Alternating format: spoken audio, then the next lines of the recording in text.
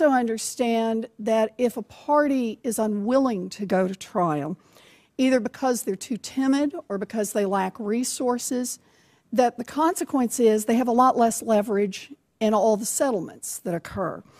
Now, I know there have been some landmark settlements, but we face some very special issues with big financial institutions. If they can break the law and drag in billions in profits and then turn around and settle, paying out of those profits, they don't have much incentive to follow the law. It's also the case that every time there's a settlement and not a trial, it means that we didn't have those days and days and days of testimony about what those financial institutions had been up to.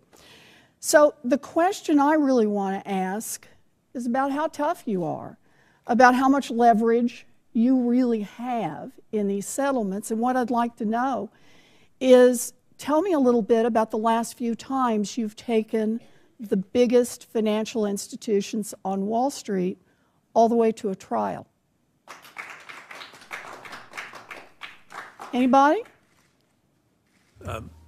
Chairman Curry? To offer my perspective sure. as a bank supervisor. We primarily view the tools that we have as mechanisms for correcting deficiencies. The primary motive for our enforcement actions is really to identify the problem and then demand a solution to it on an ongoing basis. That's right. And then you set a price for that. I'm sorry to interrupt, but I just want to move this along. That's effectively a settlement. And what I'm asking is, when did you last take, and I know you haven't been there forever, so I'm really asking about the OCC, a large financial institution, a Wall Street bank, to trial? The institutions I supervise, national banks and federal thrifts, we've actually had a fairly fair number of consent orders. We do not have to bring people to in a trial or an Well, I appreciate that you say you don't have to bring them to trial. My question is, when did you bring them to trial? We have not had to do it as a practical matter to achieve our supervisory goals. Ms. Walter? Thank you, Senator.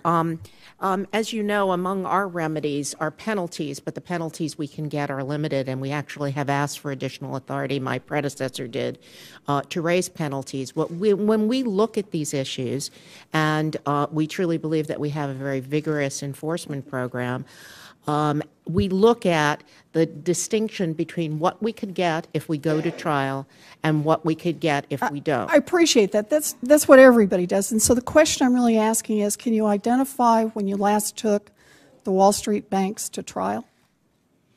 I will have to get back to you with the specific information, but we do litigate, and we do have settlements that are either rejected by the Commission or not put forward for Okay, approval. we've got multiple people here. Anyone else want to tell me about the last time you took a Wall Street bank to trial?